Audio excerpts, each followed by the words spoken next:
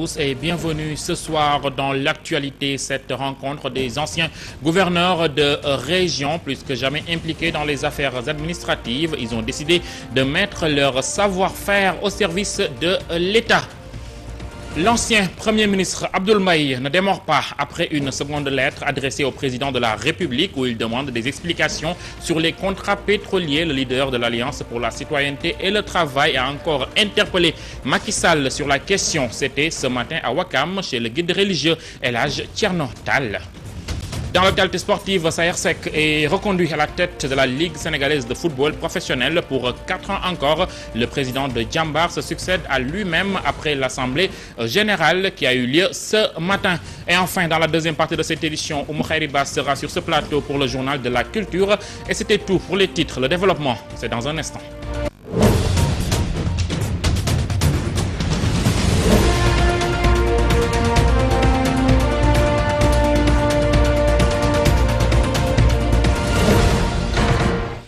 Merci de nous choisir pour vous informer. Les anciens gouverneurs de région ont tenu ce matin une journée de réflexion sur les réformes administratives.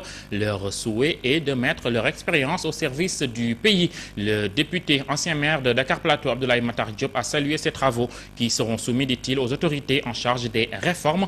Compte rendu Fatima Diop. Apporter leur contribution à l'amélioration de l'administration sénégalaise et le souhait de l'association des anciens gouverneurs de région. C'est ce qui a valu cette journée de réflexion dédiée à l'administration. Selon le président de l'association, il n'y a pas de grande différence entre l'administration d'avant et celle d'aujourd'hui, à part certains lenteurs notées. Ce que nous allons proposer, c'est améliorer le fonctionnement de l'administration si ces recommandations sont suivies par le gouvernement. L'administration d'avant et d'aujourd'hui, c'est toujours la même administration, mais on se plaint de certains mots. Souleymane Diène d'ajouter que pour un meilleur fonctionnement de l'administration, il faut forcément l'implication de tout le monde. Quand nous avons été reçus par le chef de l'État, nous lui avons dit que nous voulons apporter notre contribution au fonctionnement de l'administration. Mais nous avons des propositions à faire. Et maintenant, ces propositions, nous le faisons en toute indépendance. Pour le vice-président de l'Assemblée nationale, les recommandations issues de cette réflexion feront l'objet de propositions aux réformes entamées par le gouvernement. C'est à saluer parce qu'ils vont apporter au ministère chargé de l'exécution de cette réforme tout le poids de leur expérience. Les gouverneurs et les autorités départementales, que sont les préfets, sont des hommes de proximité à côté des autorités religieuses et des autorités coutumières. Il faut recréer ce lien. Il faut rétablir également dans le protocole d'État l'autorité du gouverneur dans sa région. Cette rencontre a été présidée par l'ancien ministre Cheikh Ahmedou Kane. Aujourd'hui, pour le vice-président de l'Assemblée nationale, on ne peut pas parler de réforme des politiques publiques sans l'implication des gouverneurs. Le Sénégal va renforcer la mise en œuvre de sa politique de développement durable. Le Premier ministre Mohamed Boun Abdallah Dionne, qui a présidé ce matin la deuxième conférence nationale sur le développement durable, a annoncé l'application d'une trentaine de recommandations allant dans ce sens. Suivons le compte-rendu d'Abraham Poulpouy. ñu waxtaan ak collectivité locale yi pour ñu xamal askan wi ne àll lu am solo la pour développement ñu dugal tamit concept ville durable ville verte. L'élément était en Wolof, veuillez nous en excuser, nous reviendrons sur le bon élément lors de nos prochaines éditions. En marge de la rencontre, le Premier ministre s'est prononcé sur le trafic de bois, qui est noté au sud du pays, un phénomène qui sera combattu et puni par l'État du Sénégal selon Mohamed Boun Abdallah Dionne. Nous l'écoutons, il est avec Abraham Poulpouy. Nous avons vu le ministre en charge des forces armées, le ministre de l'Environnement, le ministre de l'Intérieur, ensemble avec leurs équipes, dans cette partie sud du Sénégal, pour procéder même à des, des réquisitions d'équipements, procéder à des saisies également, et même brûler du matériel. Et ils l'ont fait sur décision du chef de l'État. Et aujourd'hui, je peux dire que les forces de défense et de sécurité sont mobilisées le long de la frontière sud pour justement prévenir et arrêter ce trafic de bois. Et croyez-moi, quand je dis que nous sommes dans l'action, ce sera la tolérance zéro. Nous passons à l'actualité politique avec l'ancien Premier ministre Abdoul Mbaye qui était aujourd'hui en visite à Ouakam chez Thierno Cheikh Oumar Tall de la famille de El Hadj Oumar Tall. Au terme de sa visite, il est revenu sur la nébuleuse autour du pétrole et du gaz avec des décrets signés selon lui sur la base de fausses informations. Nous l'écoutons, il est avec Papa Amadou Sy. Enquête judiciaire dafa war a am ba ñu xam kan moo indi lii ba moom ak man ñu signé décret lu tax ñu duggal ci. Un élément encore en Wolof, veuillez nous en excuser. Nous allons poursuivre avec le grand serigne de Dakar qui a assisté ce matin à la rencontre des anciens gouverneurs de région. Il s'est prononcé sur l'affaire du pétrole sénégalais. Abdoulaye Matar Diop a dit surtout apprécier l'implication de la justice, ce qui selon lui va aider à clarifier plusieurs choses dans cette affaire. Nous l'écoutons, il est avec Fatima Diop. Je pense que la polémique s'enfle parce que ce ne sont pas toujours les sachants qui en parlent. C'est pour cette raison que moi j'étais très content et ravi de savoir qu'il y a au moins une partie en cause qui a porté plainte. Si nous faisons tous confiance à la justice de notre pays, nous serons éclairés sur la question. Mais il faut qu'on aille jusqu'au bout du procès. Au moins on saura. Mais chacun dans cette affaire de pétrole, parle suivant sa chapelle. C'est pour cette raison que moi j'ai apprécié le discours du président Moustapha Niasse à l'Assemblée nationale quand il resitue le contexte du pétrole et du gaz dans le développement d'un pays, les perspectives que ça ouvre pour les jeunes, mais les perspectives de développement. Et je pense qu'il faut que ce procès ait lieu, il faut que l'on sache ce qui se passe.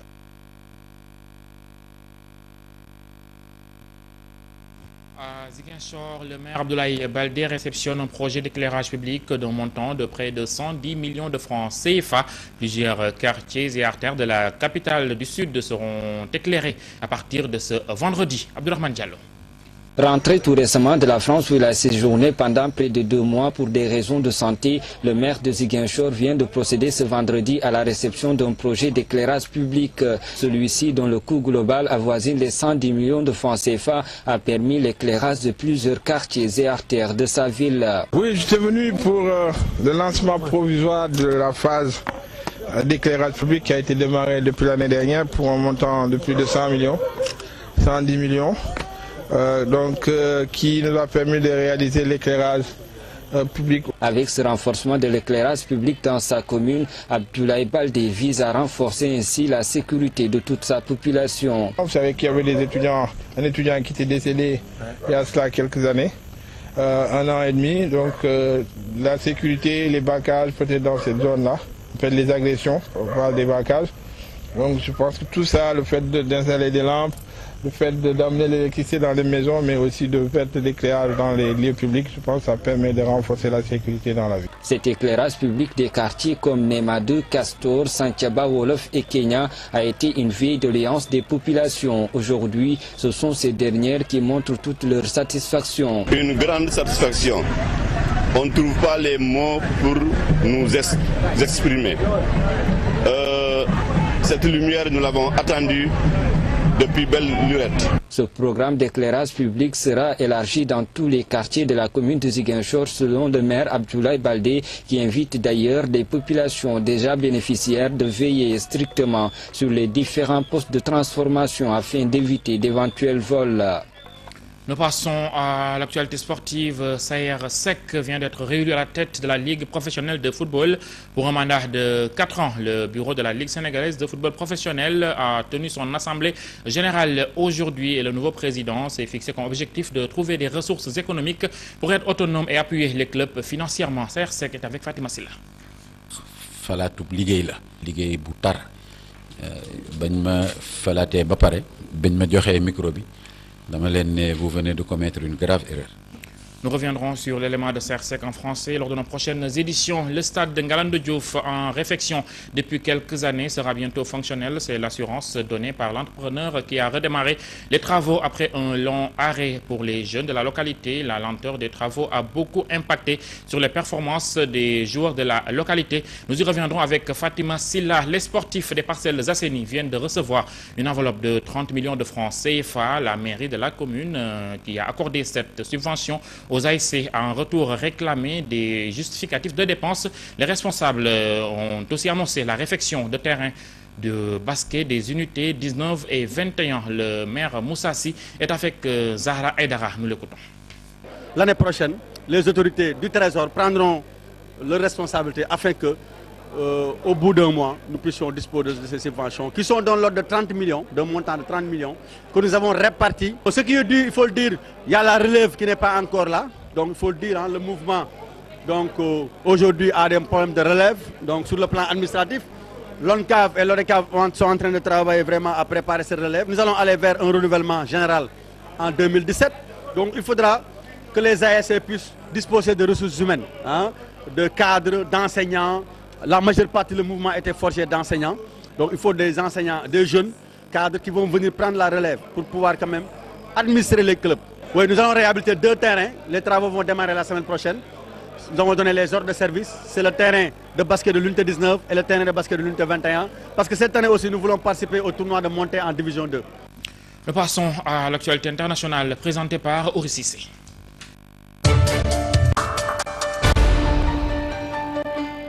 Un haut responsable égyptien a été tué devant son domicile dans la banlieue du Caire, selon le correspondant de la Radio France Internationale. Il s'agit du général Abdel Raga, commandant de la 9e division blindée stationnée dans le nord du Sinaï. Russie. La trêve décrétée par Moscou dans la ville syrienne d'Alep doit expirer ce soir. Mais seule une poignée de civils et de rebelles ont pour l'instant quitté les quartiers assiégés. Les 8 corridors établis pour permettre à la population désireuse de quitter les quartiers est de l'opposition, où vivent plus de 250 000 habitants, sont encore restés désertes, rapporte l'agence France Presse. Pour l'ONU, les conditions de sécurité pour évacuer les blessés sont insuffisantes. Enfin, au Cameroun, au lendemain du drame, le message de condoléances continue à affluer sur les réseaux sociaux. Et le travail de secouriste n'est pas encore terminé car de nombreux corps restent coincés sous l'amas des ferrailles. Pour rappel, un train a déraillé à hauteur d'Ezaka, entre Yaoundé et Douala, causant la mort de 75 morts et 600 blessés. Sur les ondes de la RFI, le ministre des Transports a décliné toute responsabilité. Merci Ouri Cissé. Nous allons à présent passer au journal de la culture.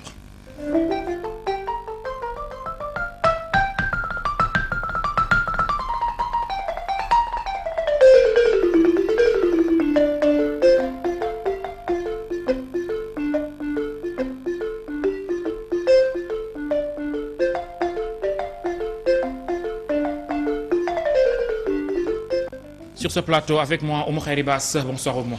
Bonsoir Modou Awandiaye. Parlons d'abord de la première édition du Salon international du pagne africain qui se tiendra du 4 au 6 novembre à Dakar. Une rencontre qui va promouvoir la richesse du pagne africain. Cette année, c'est le Congo qui a été choisi comme pays invité d'honneur. Le thème retenu cette année, c'est entreprendre avec le pagne. Les initiateurs ont tenu une conférence de presse en prélude à cet événement. Marie-Dia Babakarso.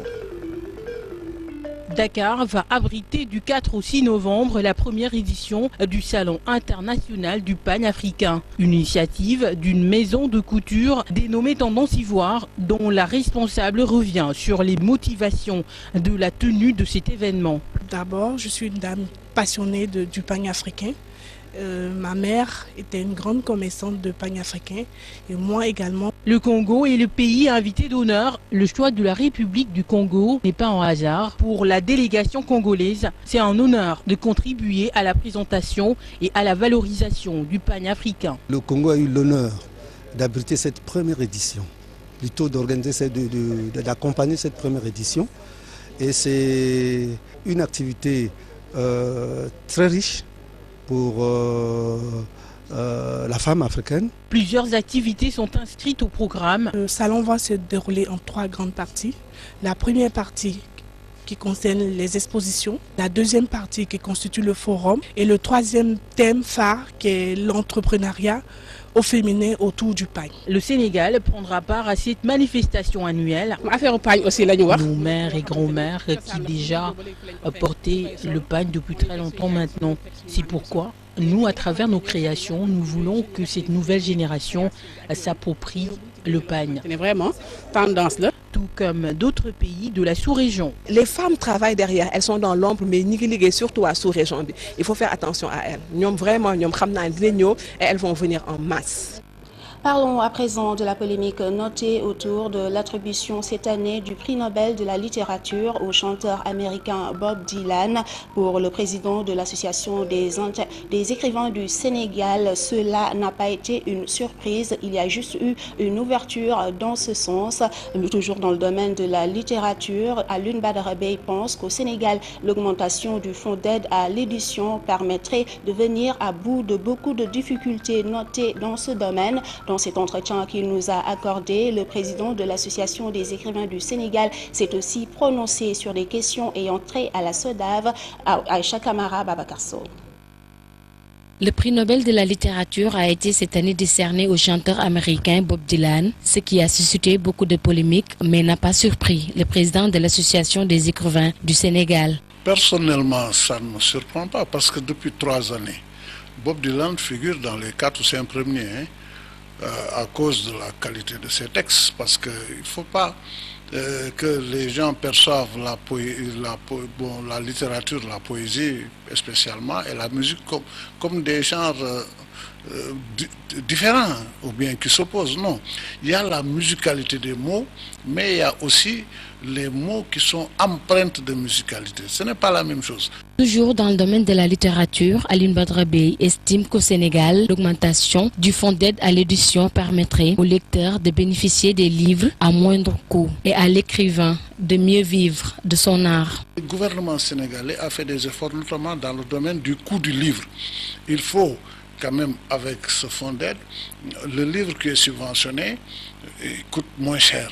La SODAV, qui est enfin fonctionnelle, va aussi permettre aux artistes de mieux vivre de leur art. Pour le président de l'Association des écrivains du Sénégal, pour mieux en bénéficier, il faut aller vers une véritable union des forces. Ce qu'il y a, c'est qu'il faut la fusion de toutes les forces de la création. C'est vrai, beaucoup d'auteurs ne vivent pas de leur art. Pour le livre que je vends à 5 000 francs, l'auteur il a 10%. Donc pour il a 500 francs, il a combien? 10%. Donc pour que le livre soit épuisé, peut-être ça fait 1 an ou 2 ans. Il ne peut pas vivre de ça. Il faut que les auteurs aillent vers les autres genres. C'est-à-dire le livre, il faut que le livre soit adapté, porté à l'écran. En ce moment, les droits voisins, les droits dérivés rentrent en jeu et sont beaucoup plus importants. Vers une nette amélioration des conditions des artistes, c'est ce à quoi s'attelle le gouvernement du Sénégal, à en croire Alioune Badara Bèye. La décentralisation, la contribution à l'agenda culturel national et la réécriture de l'histoire du Sénégal vont occuper une place de choix dans le programme de la saison artistique 2016-2017 du Théâtre national Daniel Sorano qui a été présenté ce jeudi. Les régions de Thiès, Ziguinchor, Kaolack, Fatick, Louga et Saint-Louis sont ciblées dans cette décentralisation. Et c'est tout pour ce journal de la culture. Mamadou Awandiaye. Merci Oumou Kharibas, à tout à l'heure donc pour le journal en Wolof. C'est la fin de cette édition, merci de l'avoir suivi. Bonne suite de programme sur Sen TV, au revoir.